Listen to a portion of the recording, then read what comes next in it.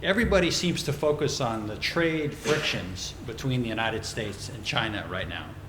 And those indeed are considerable, but they're really just one facet of, as I said, an increasingly hostile relationship between the United States and China. Washington's list of concerns includes, but is not limited to, the following.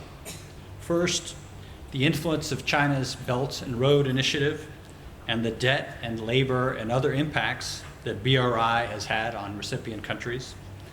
Secondly, China's militarization of the islands in the South China Sea. China's growing surveillance state, as it is known in the United States, powered by artificial intelligence and propagated by companies such as Huawei.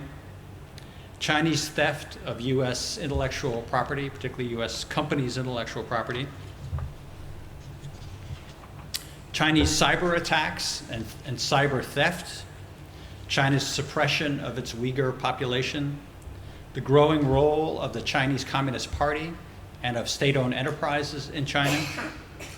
And the widening gap between what Chinese citizens and companies can do in the West as against what Westerners are permitted to do in China. Underlying many of these concerns is a growing understanding that the United States may have made a misguided strategic bet with respect to China.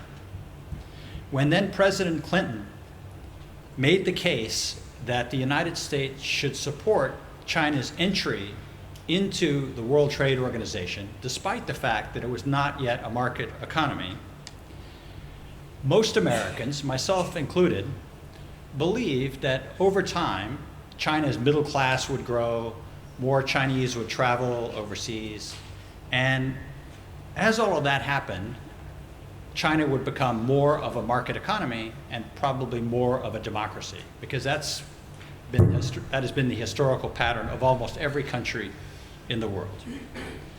But today, most Americans understand that that strategic calculation that we all made was wrong.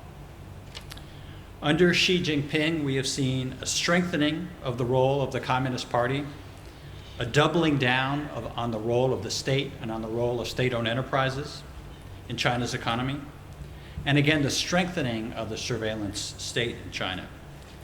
And not only is China not more of a liberal market economy, it is often seeking to promote its illiberal governance in countries around the world.